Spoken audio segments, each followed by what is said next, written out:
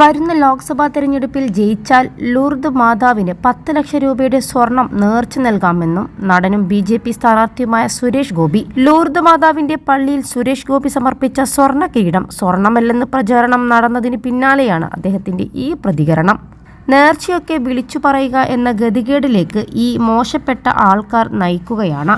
കിരീടം പണിയാൻ കൊടുത്ത സ്വർണത്തിൽ പകുതിയും പണിതയാൾ തിരികെ നൽകി. അത് ചേർക്കാൻ പറ്റില്ലെന്നാണ് പറഞ്ഞത്. ഒരു കല്ലെങ്കിലും പതിപ്പിക്കണമെങ്കിൽ 18 കാരറ്റ് സ്വർണമായിരിക്കണം. അതിന് തയ്യാറാണ്. അപ്പോഴും വലിയ വില വ്യത്യാസം വരില്ല. ഇനി ഇവന്മാർ അത് ചുരണ്ടാൻ വരുമോ? സുരേഷ് ഗോപി ചോദിച്ചു. ഒരു ഹിന്ദുവിനൊക്കെ കിരീടം വെക്കാം കേട്ടോ, അവർക്ക് പ്രശ്നമില്ല. പ്രശ്നമുള്ളവർ ഇതിൽ അധികം ചർച്ചിക്കേണ്ട, സുരേഷ് ഗോപി പറഞ്ഞു. എങ്ങനെയാണോ കിരീടം സമർപ്പിക്കേണ്ടത് അങ്ങനെ സമർപ്പിച്ചിട്ടുണ്ട്. അത് ഞങ്ങളുടെ നേർച്ചയായിരുന്നു, സുരേഷ് ഗോപി ഇന്നലെ പറഞ്ഞു. ആചാരപ്രകാരമാണ് കിരീടം സമർപ്പിച്ചത്.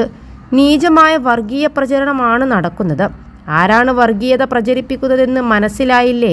എത്രയോ ആളുകൾ ചെയ്യുന്നു. ഞാൻ ചെയ്തതിനേക്കാൾ മേലെയും താഴെയും ചെയ്യുന്നവരുണ്ട്. മാതാവ് അത് സ്വീകരിക്കും. സുരേഷ് ഗോപിയുടെ വാക്കുകൾ. എൻ്റെ ത്രാണിക്കനുസരിച്ചാണ് കിരീടം നൽകിയത്. വിശ്വാസികൾക്കത് പ്രശ്നമല്ല. കിരീടത്തിൻ്റെ കണക്കെടുക്കാൻ നടക്കുന്നവർ കരുവന്നൂർ അടക്കം സഹകരണ ബാങ്കുകളിലേക്ക് പോകണം.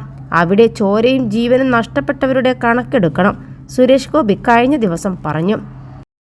+2 ഡിഗ്രി കഴിഞ്ഞവർക്ക് വേൾഡ്സ് ഫസ്റ്റ് AR/VR ക്ലാസ് റൂമിലൂടെ സ്മാർട്ട് ഫോൺ എഞ്ചിനീയർ ആവാം. കൂടുതൽ അറിയാൻ വിളിക്കൂ ബ്രിഡ്കോ ആൻഡ് ബ്രിഡ്കോ.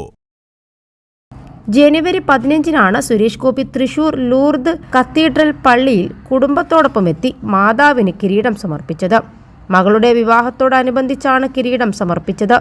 സുരേഷ് ഗോപി മാതാവിനെ സമർപ്പിച്ച സ്വർണ്ണ കിരീടത്തിലെ സ്വർണത്തിന്റെ അളവ് പരിശോധിക്കാൻ പ്രത്യേക സമിതി രൂപീകരിച്ചിരുന്നു. ഞായറാഴ്ച ചേർന്ന ഇടവക പ്രതിനിധി യോഗത്തിൽ സ്വർണത്തിന്റെ അളവ് പരിശോധിക്കണമെന്ന് ആവശ്യം ഉയർന്നിരുന്നു. ഇതിനു പിന്നാലെയാണ് നടപടി. കിരീടത്തിലെ സ്വർണത്തിന്റെ അളവ് കമ്മിറ്റി ശാസ്ത്രീയമായി പരിശോധിക്കും. പള്ളി വികാരി ഉൾപ്പെടെ 5 അംഗ കമ്മിറ്റിയാണ് അന്വേഷിക്കുന്നത്.